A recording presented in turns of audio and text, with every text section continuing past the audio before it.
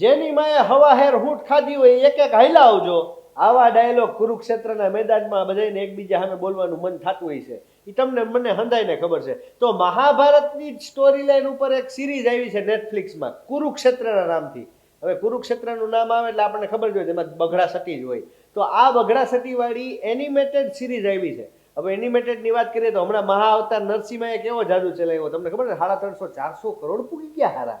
તો આવી જ એક સરસ મજાની એનિમેટેડ સિરીઝ કુરુક્ષેત્ર નેટફ્લિક્સમાં તમારા બધાના હાથમાં મોબાઈલમાં છે. જોયા વગર તમે રહેતા નહીં. તો મેઇન વાત એ છે કે આમાં જે એનિમેશન છે ને આપણને બધાને એક્સપેક્ટેશન મહાઅવતાર નરસિંહમાં જોઈને એટલે હાઈ હોવાની જ છે. તો નરસિંહમાં કરતા એક સ્ટેપ એનિમેશન વાઇઝ તો આ ફિલ્મ સારી છે જ. આ ઉપરાંત જો મહાભારતના મની ખબર ન હોય ને તો તમને કદાચ સમજાવવામાં તકલીફ પડશે. બાકી તમને એક એક કેરેક્ટર ઉપર આ લોકો એપિસોડ બનાવ્યા છે. ભાઈ સંજયની દ્રષ્ટિથી મહાભારત, અર્જુનની દ્રષ્ટિથી મહાભારત, છેલ્લો એપિસોડ કદાચ યુધિષ્ઠિરની દ્રષ્ટિથી હતો. તો આ બધા એપિસોડ મેં તો મારી આ એક એમ કહેવાય ને એક ઝાટકે સપાટ ટ્રક બોલાવી દીધા, બધે જોઈ નાખ્યા. તો તમે આ સિરીઝ જોઈ નાખજો.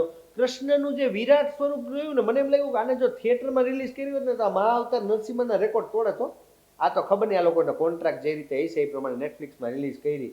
પણ જે અર્જુનને યુદ્ધ માટે પોતાના ટાટિયા ધ્રુજવા માંડ્યા, ધ્રુજંતી મમ્મા ટાટિયાણી સમથિંગ કંઈક થઈ ગયું હતું, એના ગાત્રો ધ્રુજવા માંડ્યા હતા, ત્યારે ભગવાને જે એને ગીતાનો ઉપદેશ આપ્યો એ ઉપદેશ આમાં ટૂંકમાં જ સમજાયો હતો. પણ જે 18 દિવસ જે યુદ્ધ આવેલું હતું ને મહાભારત, એ આખી વાત અલગ અલગ પોઈન્ટ ઓફ વ્યૂથી આ બધા આમાં વાલીરાવે સમજાવી છે.